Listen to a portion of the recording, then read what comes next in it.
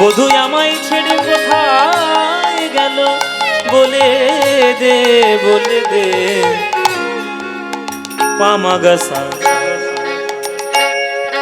Gamma পানি ধানি ধানি gamma পানি ধানি ধানি ধানি নি ধানি নি ধানি বাদা মাপাসা নি ধানি ধানি ধানি বাদা বাবা নি ধা বাবা দে মাগা মাগরে গামা পরে বাবা নি ধানি নি মাগরে বাবা নি ধা বাবা নি ধা মাগা নি ধানি নি ধা বাবা নি ধানি নি ধা নি ধানি ধা বাদা মাপা নি নি ধা স্বরূপের গলায় ধরে দুনয়নে বহে বারে বলে দে প্রাণবধূ গেল যে কোথায় প্রাণবধূ গেল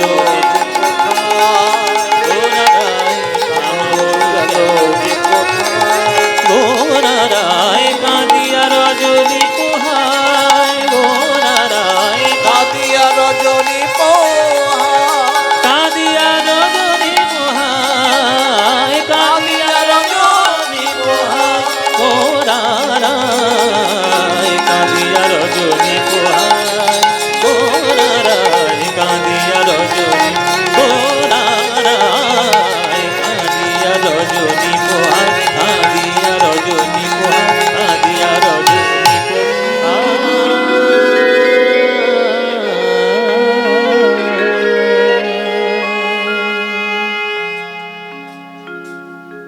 সকালবেলায় সারা রাত ধরে মহাপ্রভু কেঁদেছে। সকালবেলায় দরজার টোকা পড়েছে, দরজার টোকা সকালবেলায়। কে? আবার টোকা। কে বাইরে? আরে মহাপ্রভু ঘুমোচ্ছে, বিরক্ত করছে কেন? কে তুমি? ভক্তরা গম্ভীরার থেকে এলো, এসে দরজা যেই খুলেছে দেখছে একটা লোক বুক ফুলে এরকম দাঁড়িয়ে রয়েছে, বেশ সদর্পে দাঁড়িয়ে রয়েছে। দরজা যেই খুলেছে তখন সেই লোকটা একটু চিৎকার, একটু জোরেই শব্দ করেই বললেন, এই যে নিমাই আছে, নিমাই। হ্যাঁ, নিমাই? নিমাই আবার কে? আরে নিমাই নিমাই নিমাই বুঝতে পারছো না? সব কান মাথা খেয়ে বসে আছো নাকি? নিমাই নিমাই। আরে তোমাদের কাছে নতুন নতুন নাম, আমার কাছে একটাই নাম, নিমাই।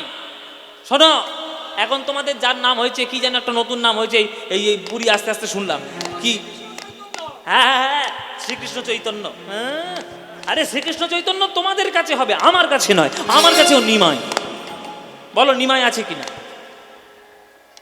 ভক্তরা হাত জোরে করে বলছে, বাবা আপনি যখন এত জোরে জোরে বলছেন নিমাই কোথায় নিমাই কোথায়, এত সদর্পে যখন বলছেন, আপনি নিশ্চয়ই মহাপ্রভুর খুব প্রিয় কেউ একজন হবেন। বলে হ্যাঁ, আমি প্রিয়ই বটে। নিমাইকে গিয়ে বলো তার দাদা গোবিন্দ দাস দেখা করতে এসছে, যাও গিয়ে বলো। বলে দেখুন, আপনি মহাপ্রভুর পরিচিত বলে আপনি মহাপ্রভুর নাম ধরে ডাকছেন, কিন্তু পুরীতে কারণ সাহস নেই যে মহাপ্রভুর নামটা ধরে ডাকবে। সবাই মহাপ্রভু বলে ডাকে, শ্রীকৃষ্ণ চৈতন্য তার নাম, কিন্তু শ্রীকৃষ্ণ চৈতন্য নামটাকে উচ্চারণ করে না ভয়ে, শ্রদ্ধায়, প্রণম্যতে। সুতরাং কেউ উচ্চারণ করে না, সবাই মহাপ্রভু বলে, সবাই প্রভু বলে। তা আপনি যখন নিমাই নিমাই করছেন, তাহলে আপনার সঙ্গে নিশ্চয়ই খুব পরিচিতি। তাই আপনার কথাটা আমি গিয়ে বলবো যে আপনার নাম গোবিন্দ দাস, আপনি দেখা করতে এসেছেন, কিন্তু দেখা করবেন কি না সেটা আমি জানি না। কেননা মহাপ্রভু এখন ভাবের গতিতে গম্ভীরার মধ্যে আছেন, এখন তিনি কি ভাবে আছেন আমরা জানি না। তিনি যদি আজ্ঞা দেয় তবেই আপনাকে নিয়ে যেতে পারবো, নইলে আপনার নিয়ে যেতে পারবো না। বলে হ্যাঁ হ্যাঁ, গিয়ে বলো, গিয়ে বলো যে নিমাইয়ের দাদা গোবিন্দ দাস দেখা করতে এসছে, যাও গিয়ে বলো। এবার ভক্তরা গিয়েছে গম্ভীরার মধ্যে, প্রভু প্রভু, হ্যাঁ বলো, কিছু বলবে? প্রভু, এই আপনার এক দাদা এসছে দেখা করতে আপনার সঙ্গে। দাদা মানে নিতাই দাদা? না না না না, নিতাই দাদা নয়, নিতাই দাদাকে আমরা চিনি তো, নিতাই দাদা নয়, নতুন দাদা। নতুন দাদা আবার কে? বলে আমরা তো জানি না যে সে আপনার কোন সূত্রে দাদা, কিন্তু তিনি বললেন যে তিনি নাকি আপনার দাদা হন। হ্যাঁ, তার নামটা হচ্ছে গোবিন্দ দাস। কি বললে? কি বললে? কিসে বললে? গোবিন্দ দাস? সত্যি বলছো? গোবিন্দ দাস দেখা করতে এসেছে? আরে সরো সরো সরো সরো, আরে গোবিন্দ দা দেখা করতেছে, গোবিন্দ দা তুমি এসছো? গোবিন্দ গোবিন্দ বলি প্রভু আমার ছুটিয়া চলিল, চলিল দুয়ারের মাঝে আসে তারে কইল, আলিঙ্গন কইল, দুয়ারের মাঝে আসি তারে আলিঙ্গন কইল। গোবিন্দ দা বলে মহাপ্রভু জড়িয়ে ধরলে।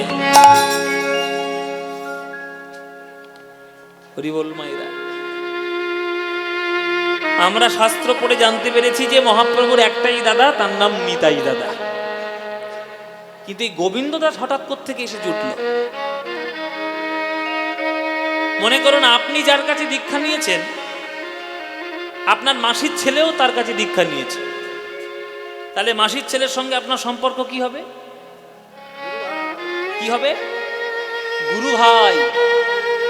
যদি অন্য কোনো বাড়ির লোক দীক্ষা নেয় সেই গুরুর কাছে, তাহলেও কি হবে? সেটাও হবে গুরু ভাই। সেই সূত্রে গোবিন্দ দাসের সঙ্গে মহাপ্রভুর দাদা ভাইয়ের সম্পর্ক। মহাপ্রভু যখন গয়াতে গিয়েছিলেন, বিষ্ণুর পাদ পদ্ম গয়াসুরের বক্ষে চিহ্ন দেখে মহাপ্রভুর নয়নধারা বয়ে যাচ্ছে। সেই সময় এই গোবিন্দ দাস মহাপ্রভুর হাত ধরে নিয়ে গিয়ে একজনের কাছ থেকে দীক্ষা দিয়ে নিয়েছিলেন, যার কাছে গোবিন্দ দাস নিজেই দীক্ষিত। তার নাম ঈশ্বরপুরী। ঈশ্বরপুরী, ওই ঈশ্বরপুরীর শিষ্য হচ্ছে গোবিন্দ, আর ঈশ্বরপুরীর শিষ্যই হচ্ছে আমার মহাপ্রভু। তাই একই গুরুর শিষ্য বলে বয়সে যেহেতু গোবিন্দ দাস বড়, ওই জন্যেই সেই সূত্রে দাদা ভাইয়ের সম্পর্ক। তাই দাদা বলে ছুটে এসে মহাপ্রভুকে জড়িয়ে ধরেছে। দাদা, দাদা তুমি এসছো? ও দাদা গো তুমি এসছো, এতদিন পর তোমার সঙ্গে দেখা হলো। সেই গয়াধামের ঘটনা। সেই তুমি যদি একা না থাকতে আমাকে কি কেউ দীক্ষা দেওয়াতে পারতো, না আমি কৃষ্ণ বলে কাঁদতে পারতাম? দাদা গো, তুমি আমাকে কৃষ্ণ বলে কাঁদার রাস্তাটা দেখিয়ে দিয়েছিলে ঈশ্বরপুরীর কাছে নিয়ে গিয়ে। দাদা বলো, দাদা কেমন আছো? দাদা, নিমাই আমি খুব ভালো আছি। নিমাই আমি ভীষণ ভালো আছি। পুরীতে এসে দেখছি তোমার তো খুব নাম ডাক হয়েছে দেখতে পাচ্ছি। হ্যাঁ, আমার গুরুর কাছে যখন দীক্ষা নিয়েছিল তখন এত তোমার নাম ডাক ছিল না, এখন তোমার খুব নাম ডাক। হ্যাঁ, তুমি আমার নাম তো পরিবর্তন করেছো সন্ন্যাসী হয়ে। আগে নাম ছিল, আমরা জানতাম নিমাই, আমরা জানতাম গৌরাঙ্গ। এখন আবার পুরীতে ওই নাম বললে কেউ চিনতে পারে না, সবাইকে বলতে হয় শ্রীকৃষ্ণ চৈতন্য। হ্যাঁ, নাম ডাক তো তোমার খুবই হয়েছে। মহাপ্রভু বলছে সব কথা বলো না দাদা, সব গোবিন্দের কৃপা, আমার কিছু নাম নয়। ওই তোমাদের আশীর্বাদে ওই ভক্তরা জোর করে আমাকে ভালোবেসে এইরকম করে। আমার কি কিছু করার ক্ষমতা আছে? যাই হোক দাদা, এতদিন পরে এলে, দেখা হলো, অত্যন্ত ভালো লাগছে, সকালটা মধুর হয়ে গেল। দাদা একটা কথা, এই আমাদের গুরুদেব কেমন আছে? যার কাছে দীক্ষা নিয়েছিলাম, হ্যাঁ, যার কাছে দীক্ষা নিয়ে কৃষ্ণ পথে আসা গুরুদেব কেমন আছে? হরি বল মায়েরা, যেই গুরুদেবের কথা বলেছে গোবিন্দ দাসের মাথাটা নিচু হয়ে গেল। কি হলো দাদা, মাথা এরকম নিচু করে নিলে কেন? কি হয়েছে গুরুদেবে? নিমাই, এতদিন পরে যখন তোমার সঙ্গে সাক্ষাৎ করতে এসেছি, তোমার কি মনে হয় বিনা কোনো কারণে আমি তোমার সঙ্গে সাক্ষাৎ করতে আসবো? একটা কারণ নিশ্চয়ই উপস্থিত হয়েছে, তাই আমি তোমার কাছে এসেছি। বলে কি? শোনো নিমাই, আজকে আমি এসেছি তোমার কাছে একটা সাহায্য চাওয়ার জন্য। আমার গুরুদেবের একটা কৃপা আমার উপর তিনি করে গেছেন, সেই কৃপাটা পালন করতে গেলে তোমার সাহায্যের আমার প্রয়োজন, তাই আমি তোমার কাছে এসেছি। নিমাই, তোমার জ্ঞাতার্থে বলে রাখি, যার কাছে আমরা দীক্ষা নিয়েছি, যিনি কৃষ্ণ পদে আমাদের মতি করিয়েছিলেন, মানব দেহকে মন্ত্রের দ্বারা নতুন করে সংস্কার করে যিনি নবজন্ম দিয়েছিলেন, সেই গুরুদেব ঈশ্বরপুরী। গুরুদেব ঈশ্বরপুরী আর আমাদের মধ্যে নাই, তিনি ইহলোক ছেড়ে পরকালে চলে গেছে। দাদা গো,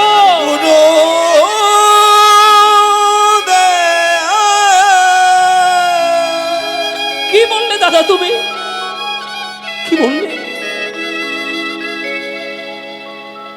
গুরুদেব নেই, গুরুদেব নেই আমাদের মধ্যে, গুরুদেব চলে গেছে।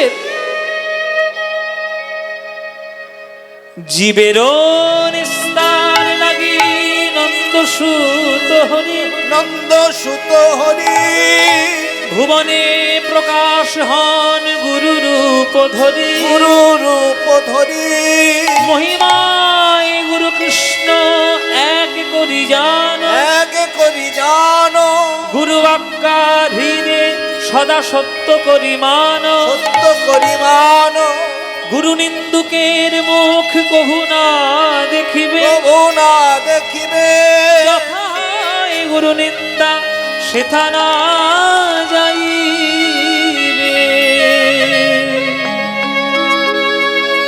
গুরুদেব নেই দাদা, গুরুদেব নেই, তাহলে জীবনের গতি কি হবে?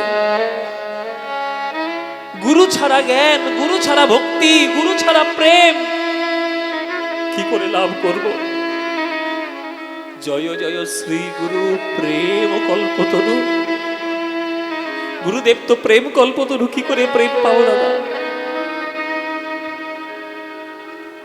দুঃখ করোনা নিমায়, গুরুদেব আমাদের মধ্যে সশরীরে না থাকলেও তার কৃপার আশীর্বাদে তো তিনি নিশ্চয়ই আমাদের হৃদয়ের মধ্যে আছে। ওই গুরুদেবের একটা বাক্য পালন করার জন্য গুরুদেব আমাকে আদেশ দিয়ে গেছেন, আর সেই আদেশটা পালন করতে গিয়ে তোমার সাহায্যের আমার প্রয়োজন। তাই এতদিন পরে তোমার সঙ্গে দেখা করতে এলাম, তুমি আমাকে সাহায্য করবে নিমাই? গুরুদেবের আজ্ঞা পালন করতে গেলে যতটুকু সাহায্যের প্রয়োজন তুমি আমায় করবে।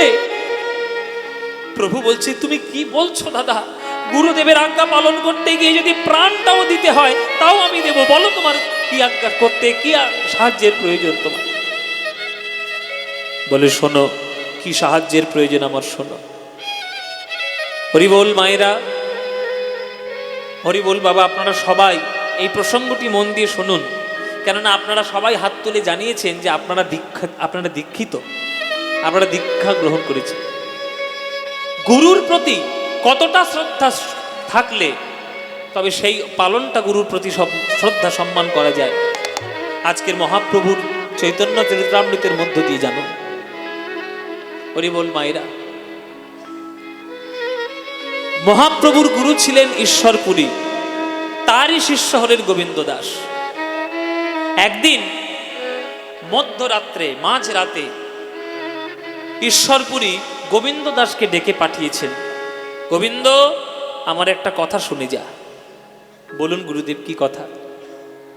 গোবিন্দ, এতদিন ধরে সেবা করছিস, এতদিন ধরে তুই আমার পদসেবা করলি, গুরু সেবা করলি, তোর সেবায় আমি অত্যন্ত সন্তুষ্ট, প্রীত, অত্যন্ত সন্তুষ্ট, প্রীত। কিন্তু গোবিন্দ, এইবার আমার যাবার সময় এসেছে, আর বেশি দিন পৃথিবীতে থাকা হবে না, এইবার আমার পরলোকে যাবার সময় এসেছে গোবিন্দ। তাই যাবার সময় একটা গোপন কথা আমি তোকে বলে দিয়ে যেতে চাই, যেটা আজ পর্যন্ত মনের মধ্যেই ছিল, কাউকে আমি বলিনি কোনোদিন। আজকের আমার তোর একটা সাহায্যের প্রয়োজন হয়েছে, আমার সাহায্য আমার আজ্ঞা রূপে তুই পালন করতে কি পারবি? গোবিন্দ দাস বলছে, গুরুদেব শুধু আজ্ঞাটা করে দেখুন, জীবন দিয়ে যদি দিতে হয় তাও আমি দেব, কিন্তু আপনার আজ্ঞা আমি নিশ্চয়ই পালন করব। বলে, শোন তাহলে, আমার নাম ঈশ্বরপুরী, ছোট্টবেলা থেকে আমি ছিলাম যুক্তিবাদী, ভক্তি আমার হৃদয়ে ছিল না। ভগবানকে কোন রাস্তায় পাবো সেই রাস্তা শুধু আমি যুক্তি দিয়ে বিচার করতে যেতাম, যুক্তি দিয়ে ভগবানকে খোঁজার জন্য, অন্বেষণ করার জন্য ছুটে ছুটে যাচ্ছি। একদিন হঠাৎ এক সাধুর সঙ্গে আমার দেখা। সেই সাধু বলল, খুঁজে যাও, জানো তুমি মানুষের মতো ভগবান কথা বলে, ভগবান মানুষের মতো হাসে, ভগবান মানুষের মতো কাঁদে, ভগবান মানুষের মতো খায়, ভগবান মানুষের মতোই চলাফেরা করে, ভগবান হলেন জীবন্ত ভগবান, ভগবানকে যে ডাকবে ভগবান তার কাছে বুকে জড়িয়ে ধরবে। সেই কথা শুনে সেই দিন থেকে আমার মনের মধ্যে হলো যে আমি যেই ভগবানকে চাই, আমি কথা বলা ভগবানকে চাই, আমি কোনো অচল ভগবানকে আমার জীবনে চাই না। সাধুর বাক্য শুনে কথা বলা ভগবানকে পাওয়ার জন্য ছুটে চললাম সারা ভারতবর্ষে। কোথাও আমি পেলাম না কথা বলা ভগবান। বৃন্দাবনে গিয়ে দর্শন পেলাম মাধবেন্দ্রপুরী। মাধবেন্দ্রপুরী আমায় দীক্ষা দিয়ে মাথায় হাত বুলিয়ে বললেন, সময় হয়ে এসেছে, এইবার তুমি দেখা পাবে, কথা বলা ভগবানের দর্শন পাবে। জানিস গোবিন্দ, অনেক দিন পর গুরুদেবের কৃপায়, গুরুদেবের আশীর্বাদে আমি কথা বলা ভগবানকে আমি আমার জীবনে পেলাম। কিন্তু কথা বলা ভগবানকে পেয়েও তার চরণ দুটো আমি কোনোদিন সেবা করতে পারিনি। কেন জানিস? সেই কথা বলা ভগবান আমার জীবনে শিষ্য হয়ে গেল। কথা বলা ভগবানটা আমার জীবনে শিষ্য হয়ে গেল। ওই নিমাই হলো আমার সেই ভগবান, ওই গৌর হলো আমার সেই ভগবান, যে ভগবানকে, কথা বলা ভগবানকে আমি খুঁজবো বলে বেরিয়েছিলাম। বহু বছর পর নিমাই রূপে সে আমার চোখের সামনে ধরা দিল। আমি স্বপ্নের মধ্যে দেখতে পেলাম যে বৃন্দাবনের রাধা গোবিন্দ দুই তনু মিলিত, একত্রিত হয়ে আমার নিমাই রূপ ধারণ করে কলিযুগে জন্মগ্রহণ করেছে। সেই ভগবানকে বুকের কাছে পেয়েও তার চরণ দুটো আমি সেবা করতে পারলাম না। কেন জানিস? সে আমার শিষ্য হয়ে গেছে। আমি যদি গুরু হয়ে তার চরণ ধরতে যাই, তাহলে সে কি আমার চরণের সেবা নেবে? তাই বুকের ভিতরে জ্বালা থাকলেও কোনোদিন আমি নিমাইকে বলতে পারিনি যে নিমাই, আমি তোর চরণটা সেবা করতে চাই, তুই তো আমার ভগবান রে। তাই যাওয়ার সময় এসেছে গোবিন্দ। আমি যখন আমার দেহটা ত্যাগ করব, আমি সূক্ষ্ম রূপে তোর হৃদয়ের মধ্যে বিরাজ করব। আর আমার হয়ে তুই আমার নাম নিয়ে তুই নিমাইয়ের কাছে যাবি। যে হাত দিয়ে তুই এতদিন আমার চরণ সেবা করেছিস, সেই হাত দিয়ে তুই নিমাইয়ের চরণ সেবা করবি।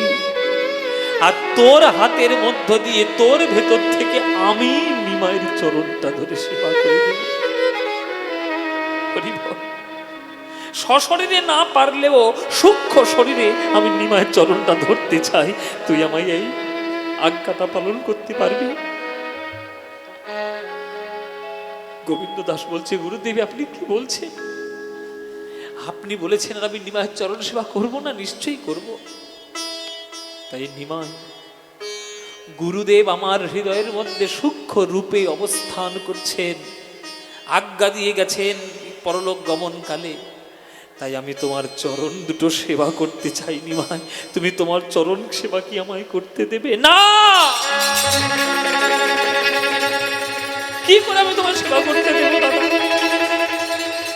যে চরণ ধরে তুমি গুরুর চরণ সেবা করেছো যে হাত দিয়ে, আর আমার চরণ সেবা করবে তুমি সেই হাত দিয়ে, আমি পারবো না।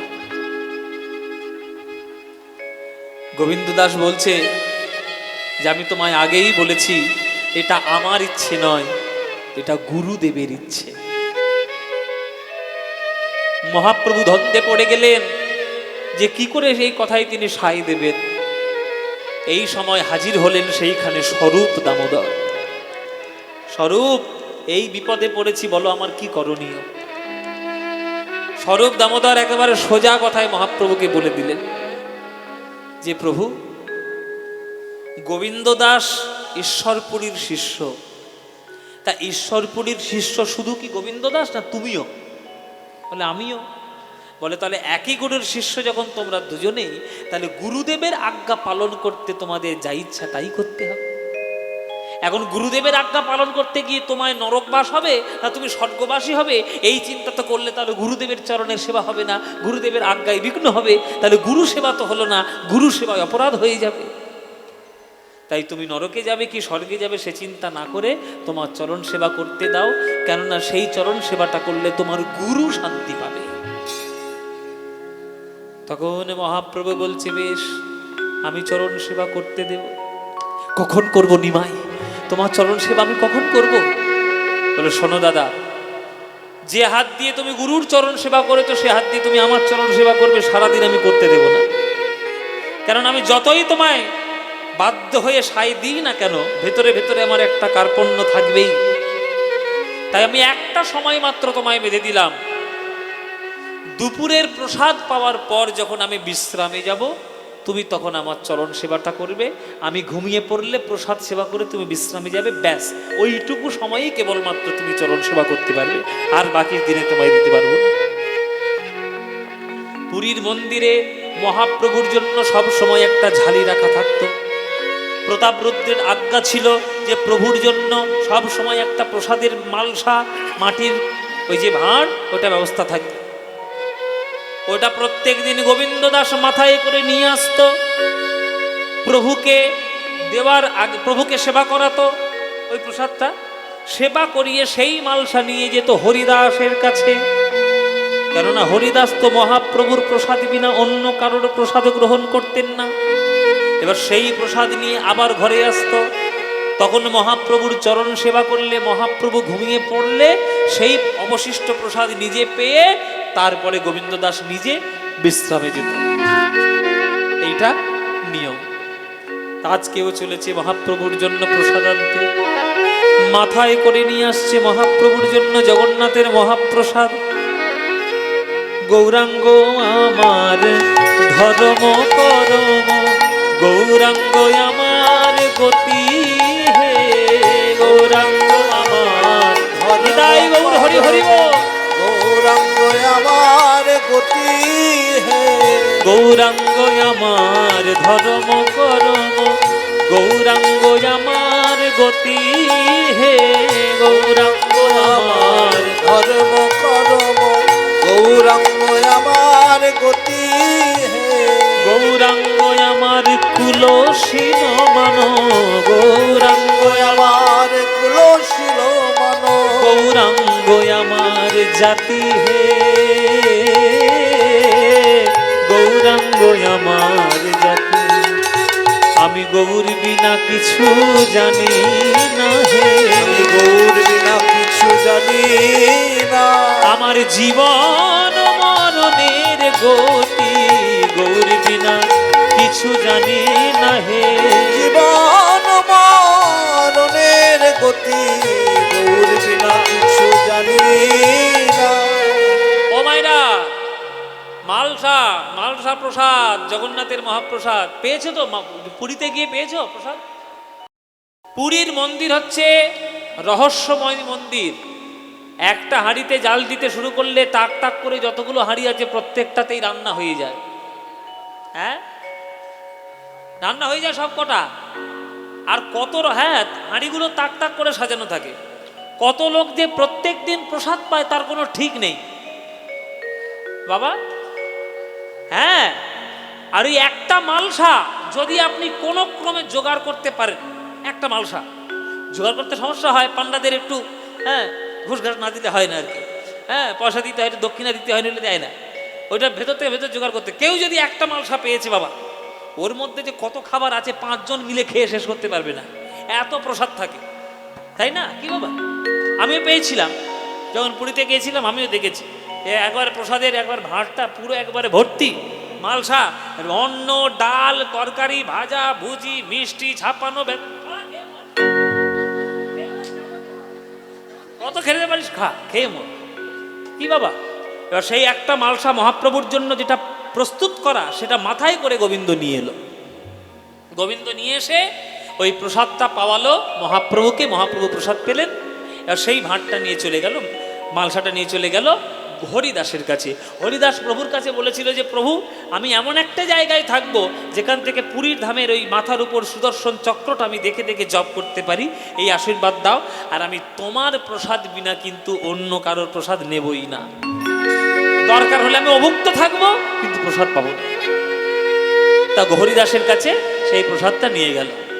এইবার আস্তে কিরকম মজার ঘটনা দেখো, যখন গেল হরিদাসকে প্রসাদ পাওয়াতে, মহাপ্রভু দিকে মনে মনে ভাবছেন যে রোজ রোজ আমার পায়ে হাত দিয়ে আমার দাদা আমার চরণ সেবা করে, আমার না চাইলেও ইচ্ছে না থাকলেও আমাকে বাধ্য হয়ে চরণ সেবা করাতে হয়, আজকের আমি কোনো মতে চরণ সেবা করতে দেবই না, আজকে আমি আমার পা ছুঁতেই দেব না দাদাকে। তাই কি করলেন, গম্ভীরার যে ছোট্ট দরজা, ওই ছোট্ট দরজার মধ্যে কি করলেন জানেন, কোমর থেকে পা পর্যন্ত ঘরের মধ্যে ঢুকিয়ে দিলেন, আর কোমর থেকে মাথা পর্যন্ত দরজার বাইরে রাখলেন, এবং দরজাটা আড়াআড়ি ভাবে শুয়ে রয়েছে। মানে এই দরজা আর মহাপ্রভু এইভাবে শুয়ে আছে, পুরো দরজাটা জুড়ে শুয়ে আছে। মানে ঘরের মধ্যে ঢুকতে গেলে এমনি তো ঢুকতেই পারবে না, মহাপ্রভুকে ডিঙিয়ে ঢুকতে হবে। এবার নাটক করে ভান করে মহাপ্রভু ঘুমের ভান করে পড়ে গেলেন ওই গম্ভীরা দরজায় শুয়ে আছে, পাটা কিন্তু ভেতরে, একবারে গম্ভীরার ভেতরে রয়েছে। এবার প্রসাদ পাইয়ে গোবিন্দ দাস এসছে ঘরে, এবার রান্নাঘরে ওই প্রসাদের ভাঁড়টা রেখে এবার গম্ভীরার মধ্যে যখন ঢুকতে যাবে দেখছে মহাপ্রভু এরকম করে শুয়ে আছে। এই কি নিমাই ঘুমিয়ে পড়লো নাকি? ও নিমাই, ও নিমাই, এই রে ঘুমিয়ে পড়েছি বলে মনে হয়। ও নিমাই, এইভাবে কেউ শুয়ে থাকে নাকি? দরজাটা আগলে শুয়ে আছে, সরে পড়ো, তোমার চরণটা তো দিয়েছো ভেতরে, ভেতরে যাবে, ঢুকতে দাও। মহাপ্রভু ভান করে নাটক করে বলছে, কে? ও দাদা, আজকে আর সরতে পারবো না দাদা, রোজ রোজ সেবা করো, আজকে না করলেও হবে, কালকে কীর্তন করে শরীরটা একেবারে ক্লান্ত হয়ে আছে, একদম অবসন্ন, খুব কষ্ট, আমি আজকে পারবো না, তুমি আবার কালকে সেবা করো, আজকের আমি চরণ ছুঁতে দিতে পারবো না। গোবিন্দ দাস বলছে, না তা তো হবে না, গুরুর আজ্ঞা যখন পালন করবো তাহলে রোজ পালন করবো, একদিনের জন্য ফাঁকি কেন মারবো? তোমায় পরিষ্কার করে সোজাসুজি বলছি, তুমি সরবে হ্যাঁ কি না? মহাপ্রভু বলছে, কিছুতেই আমি সরবো না। সরবে হ্যাঁ কি না? বলে, না সরবো না।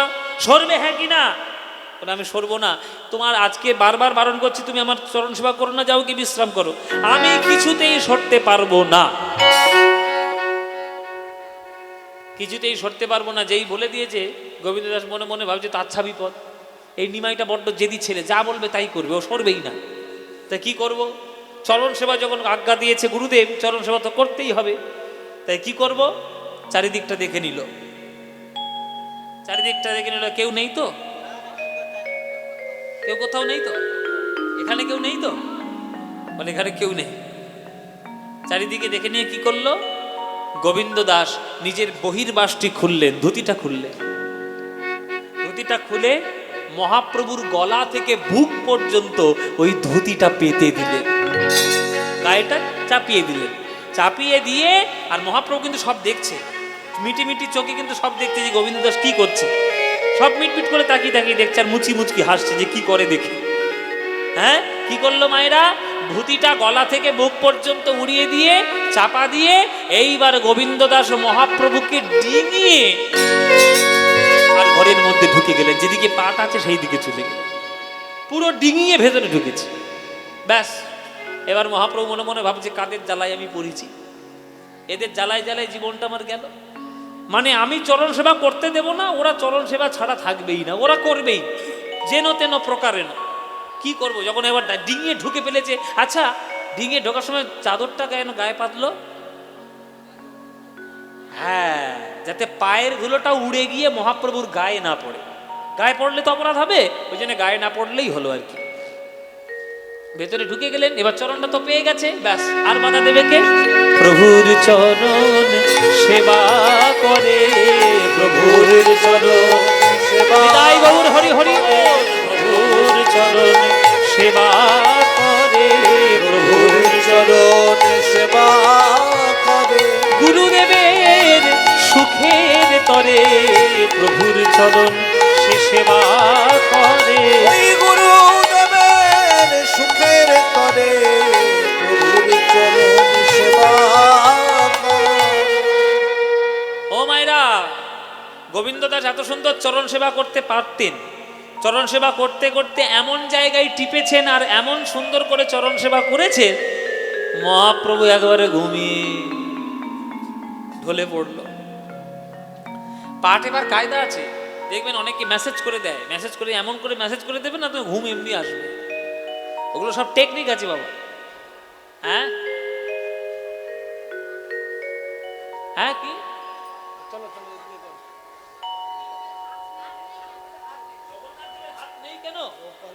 জগন্নাথ দেবের হাত নেই কেন? সে কি অরুণ চ্যাটার্জির মুখে জয় জগন্নাথ পালা শোনোনি? জয় জগন্নাথ, হ্যাঁ সব জানো তো। ইন্দ্রদুম্ন রাজা যখন কাঠ নিয়ে এসে জগন্নাথের মূর্তি তৈরি করছিলেন, তখন ইন্দ্রদ্যুম্ন রাজাকে ওই বাচ্চা ছেলেটা বলে দিয়েছিল যে যতক্ষণ না আমি মন্দির থেকে বেরোবো ততক্ষণ তোমরা মন্দিরে কেউ ঢুকতে পারবে না, যতক্ষণ তৈরি হচ্ছে বিগ্রহ। এবারে ঠুকঠাক ঠুকঠাক ঠুকঠাক করে কাটছে, আওয়াজ হচ্ছে। এবার কিছুদিন আওয়াজ হয়েছে, খুব ভালো কথা, আওয়াজ হয়েছে যখন মহারাজ কিছু বলছে না। 4-5 দিন পেরিয়ে গেছে, আওয়াজ আর হয় না, কিছুতেই কোনো আওয়াজ ভেতর থেকে আসছে না। এইবার সন্দেহ হচ্ছে মহারাজ ইন্দ্রদ্যুম্নের যে ওর মধ্যে সেই ছেলেটা বেঁচে আছে না মরে গেছে রে বাবা। হ্যাঁ, এতক্ষণ আওয়াজ, 3-4 দিন পেরিয়ে গেল, আওয়াজ নেই। কে ওই মূর্তিটা কে করতে এসেছিল? হ্যাঁ, না, ভগবান নয়, যে ভগবান স্বয়ং এসেছিলেন নিজের মূর্তি তৈরি করতে, বিশ্বকর্মা আসেননি। বিশ্বকর্মা মন্দিরটা তৈরি করে দিয়েছিলেন। হ্যাঁ, ইন্দ্রদ্যুম্ন রাজার সহচর্যে মন্দিরটা তিনি তৈরি করেছেন, কিন্তু তিনি তৈরি করেননি। 3-4 দিন পর যখন দরজা খুলে দেখছে, তখন দেখছে ওই হাতটা অর্ধেক হতে বাকি আছে, অর্ধেকটা সম্পূর্ণ হয়েছে। দরজা তার আগেই খুলে ফেলেছে, ধৈর্য ধরতে না পেরে। তখন ভগবান দৈববাণী করে বললেন যে তোকে আমি বারবার বলেছিলাম যে যত কষ্টই হোক আর যত ভেতরে যাই হোক না কেন, যে আমার আওয়াজ শুনিস আর না শুনিস, ঘরের মধ্যে ঢুকবি না। কিন্তু তুই ঢুকে পড়েছিস, আমার হাত তৈরি করার আগেই, পা তৈরি করার আগেই তুই ঢুকে পড়েছিস। তাই খর্ব দেহ নিয়েই আমি এই যে রূপে আমি যতটুকু তৈরি হয়েছে অতটুকুই আমার থাকবে। এই জন্য জগন্নাথের হাত নেই। হ্যাঁ, এটা ভগবানেরই ইচ্ছা, ভগবানেরই কৃপা, এটা তাঁরই লীলা। তো এবার গোবিন্দ দাস, হরি বল, গোবিন্দ দাস এইবার চরণ সেবা করছে। চরণ সেবা করতে করতে মহাপ্রভু ঘুমিয়ে পড়লেন। ঘুমিয়ে পড়ে মোটামুটি ঘন্টা 3 ঘুমিয়ে নিয়ে যখন জেগে বসেছেন, যখন জেগে উঠলেন দেখলেন যে তখন বিকেল হয়ে গেছে। বিকেল হয়ে গিয়েছে, তখনও চরণ সেবা করছে। ও গোবিন্দ দা, আর কত চরণ সেবা করবে, বিকেল হয়ে গেল, যে যাও গিয়ে প্রসাদ পাও। আস্তে আস্তে কি মজার ঘটনা দেখুন। গোবিন্দ দাস বলছে কি করে যাব নিমাই, কি করে প্রসাদ পেতে যাব নিমাই? বলে কেন, না যাওয়ার কি আছে? বলে তুমি দরজা আগলে এমন করে শুয়ে আছো, আমি তোমাকে কি করে যাব, ডিঙিয়ে? তখন মহাপ্রভু হি হি করে হেসে ফেলেছেন যে এইবার তুমি হাসালে গোবিন্দদা। তুমি বলছো কি করে ঘরের থেকে বাইরে যাবে, আর তাহলে বাইরের থেকে ঘরের মধ্যে ঢুকলে কি করে? বাইরের থেকে ঘরের মধ্যে ঢুকলে কি করে? তুমি মনে করেছো আমি দেখিনি? আমি সব দেখেছি। বহির্বাসটা খুলে আমার গায়ের ওপর উড়িয়ে আর তুমি আমাকে ডিঙিয়ে এলে ভেতরে, আর আমাকে যেমন ডিঙিয়ে এলে তার তেমন ডিঙিয়ে যাও না, যেতে অপরাধ কিসে? তখন একটা গোবিন্দ কথা বলল, যে কথাটা বৈষ্ণব জগতে অত্যন্ত প্রিয়, স্বর্ণাক্ষরে লেখা, চৈতন্য চরিতামৃতে লেখা আছে। গোবিন্দ কহে প্রভু আমার সেবা সে নিয়ম, সেবা লাগি অপরাধ কিংবা নরকে গমন। প্রভুর লাগি অপরাধ আমি কিছু নাহি গণি, কিন্তু স্বনিমিত্ত অপরাধ এই আভাসে ও ভয় মানি। ওগো আমার প্রাণের গৌর, যখন বাইরে থেকে তোমায় ডিঙিয়ে ঘরের মধ্যে এসেছিলাম, উদ্দেশ্য আমার একটাই ছিল, তোমার চরণ সেবা করব। এখন আমি যদি তোমায় ডিঙিয়ে বাইরে যাই, তাহলে উদ্দেশ্য আমার হবে আমি আমার নিজের সেবা করব, নিজের উদর পরিপূর্ণ করব। ভগবানকে সেবা করার জন্য যদি ভগবানকেই ডিঙিয়ে গিয়ে পাপী হতে হয় তাও ভালো, কিন্তু নিজের আত্মতুষ্টি করার জন্য, নিজের শরীর তুষ্টি করার জন্য ভগবানকে ডিঙিয়ে গিয়ে সেবা নেব, এই অপরাধে যেন আমি কখনো না করি, স্বপ্নেও যেন না কল্পনা করি। তাই আমি তোমায় ডিঙিয়ে যেতে পারবো না দাদা, আমি তোমার চরণ সেবা থেকে ওগো নিমাই আমি বঞ্চিত হয়ে যাব। এই কথা শুনে মহাপ্রভু ধর্মড় করে উঠে গোবিন্দ দাসকে জড়িয়ে ধরেছেন। ওগো গোবিন্দ দাস, সত্য তেত্রাদাপর 3টি যুগে আমি এসেছিলাম ভগবান হয়ে, মনে মনে ভাবলাম যে কলিযুগে আমি আর ভগবান সেজে জন্ম নেব না, কলিযুগে আমি জন্ম নেব ভক্ত হয়ে। কিন্তু তোমাদের মতো ভক্তদের পাল্লায় পড়ে আমার ভক্ত হওয়া হলো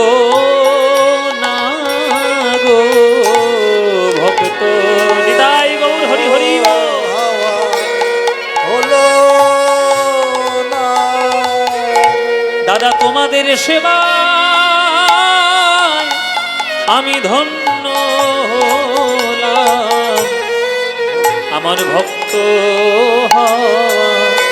হলো না গো। তোমাদের সেবা ধন্য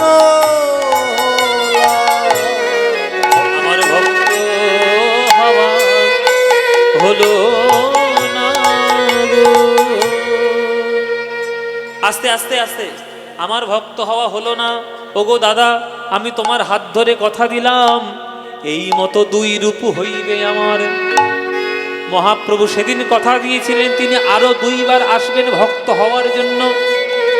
দাদার হাত ধরে, গোবিন্দ দাসের হাত ধরে বলছে, ওগো দাদা, তুমি আমায় আশীর্বাদ করো, আমি আবার যেন আসতে পারি, আমি আবার যেন আসতে পারি। ভক্তের চরণ সেবা করার লাগি, আমি আবার যেন আসতে পারি। ভক্তের চরণ সেবা করার লাগি আবার বুঝি যেন আসতে হয়।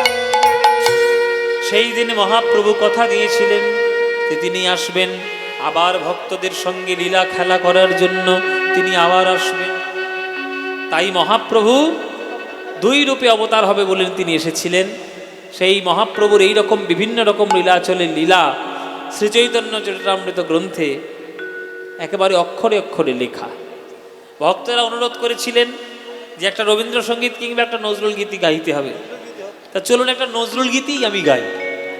হ্যাঁ, নজরুল গীতিই আমি একটি গাই। 8টা বেজে গেছে, এবার পরবর্তী সম্প্রদায়ের আসারও সময় হয়ে গেছে। তাই যাবার আগে ভক্তদের ইচ্ছাটা একটু পূরণ করে দিয়ে যাই। একটা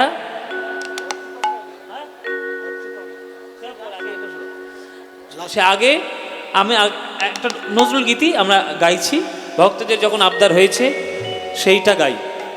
খেলিছ, এটা আমার খুব প্রিয় একটি গান, নজরুল ইসলামের গান। এটাও ইন্টারনেটে খুব ভাইরাল, ওইটাও প্রচুর লোক দেখেছে, প্রচুর লোক শুনেছে। কিন্তু এই গানটা লিখেছেন নজরুল ইসলাম। খেলিছ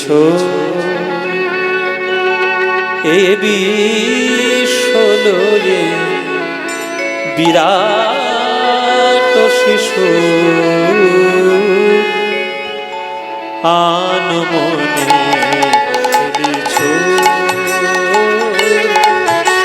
এ বিশ্বলোরে বিরাট শিশু, আনমনে খেলিছ। প্রলয় সৃষ্টি তব পুতুল খেলা, নিরজনে প্রভু নিরজনে খেলিছ এ বিশ্বলোরে বিরাট শিশু, আনমনে খেলিছ। শূন্য মহা আকাশে তুমি মগ্ন লীলা বিলাসে, শূন্য মহা আকাশে তুমি মগ্ন লীলা বিলাসে, ভাঙিছ গড়িছ নীতি ক্ষণে ক্ষণে, ভাঙিছ গড়িছ নীতি ক্ষণে ক্ষণে, নিরজনে প্রভু নিরজনে খেলিছ এ বিশ্বলোরে বিরাট শিশু, আনমনে খেলিছ। তারকার বিশ্বসে খেলো না তব হে উদাসী, পড়িয়া আছে রাঙা পায়ের কাছে, রাশি রাশি তারকার শোষে করুণা তব হে উদাসী। পড়িয়া আছে রাঙা পায়ের কাছে, রাশি রাশি নিত্য তুমি হে উদার, সুখে দুঃখে অবিকার, নিত্য তুমি হে উদার, সুখে দুঃখে অবিকার, হাসিছ খেলিছ তুমি আপন স্বরে, হাসিছ খেলিছ তুমি আপন স্বরে, নিরজনে প্রভু নিরজনে খেলিছ এ বিশ্বলয়ে বিরাট শিশু আনমনে খেলেছ এ বিশ্বলয়ে বিরাট শিশু আনমনে খেলেছ খেলেছ খেলেছ।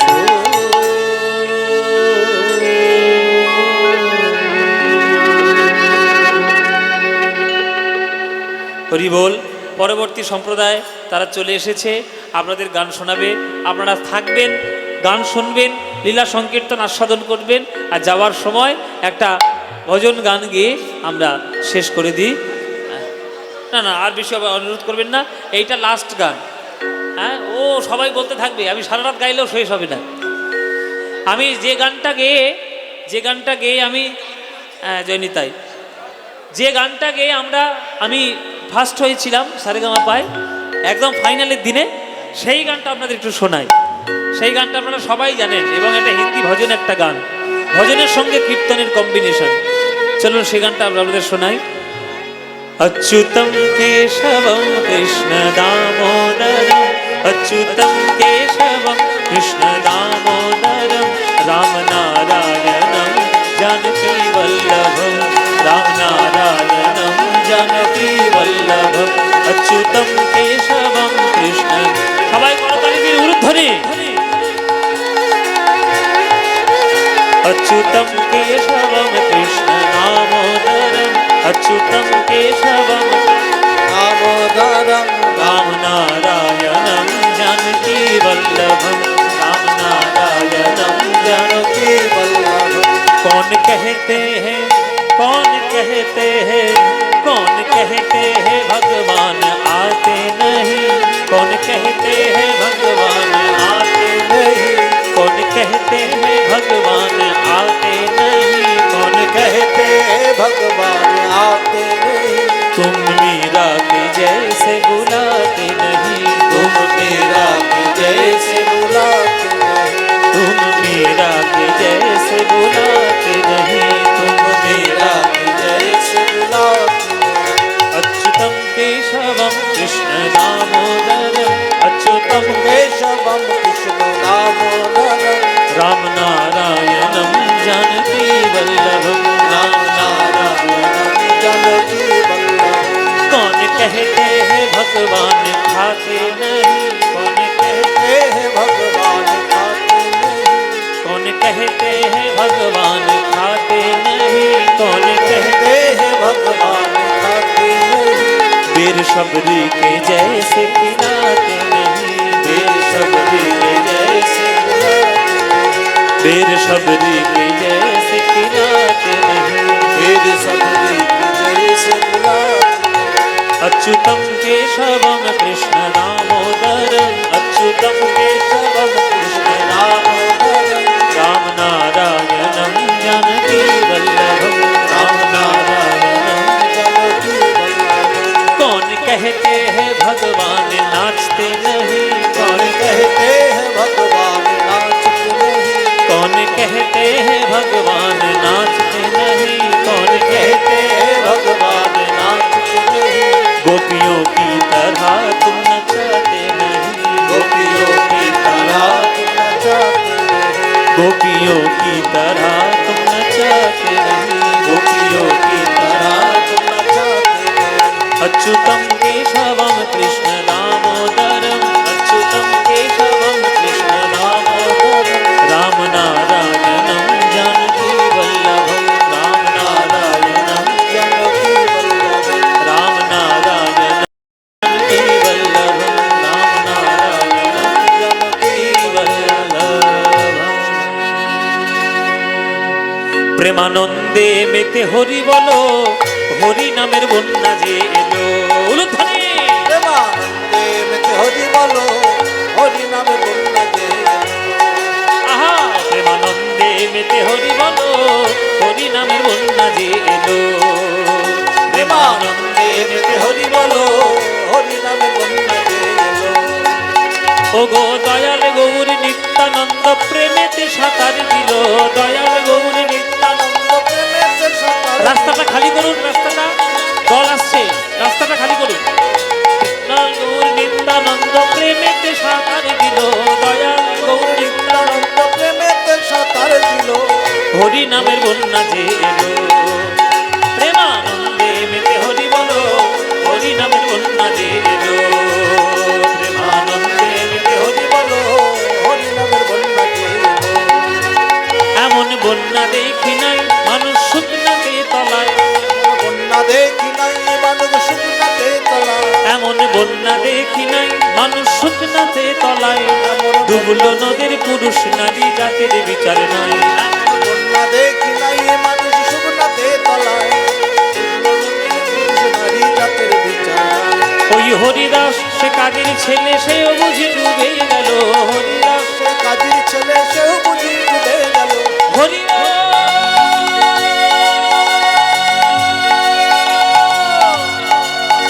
হরি বলে বলে রে হরিদাস, হরিদাস সে কাজের ছেলে, সেও বুঝি ডুবে গেল, হরিদাস সে কাজীর ছেলে সেও বুঝি ডুবে গেল। হরি নামের বন্যা যে এলো, প্রেমানন্দে মেতে হরি বলো, হরি নামের বন্যা যে এলো, প্রেমানন্দে মেতে হরি বলো, হরি নামের বন্যা যে এলো। যেন জনম জনম গাইব, জনম জনম গাইব, জনম জনম গাইব, জনম জনম গাইব। এই মধু মাখা হরি নাম জনম জনম গাইব, মধু মাখা হরি নাম জনম জনম গাইব। এই মধু মাখা হরি নাম, যে নামে জগৎ ডুবে গেল, মধু মাখা হরি পাপি তাপি উদ্ধার হলো, মধু মাখা হরি নাম, হরি হরি হরি বলো, মধু মাখা হরি নাম। হরি বল হরি বল হরি বল হরি বল, হরি বল হরি বল হরি বল, হরি বল হরি বল হরি বল, হরি বল হরি হরি বল। রাধে শ্যাম রাধে শ্যাম রাধে শ্যাম, জয় নিতাই গৌর হরি বল।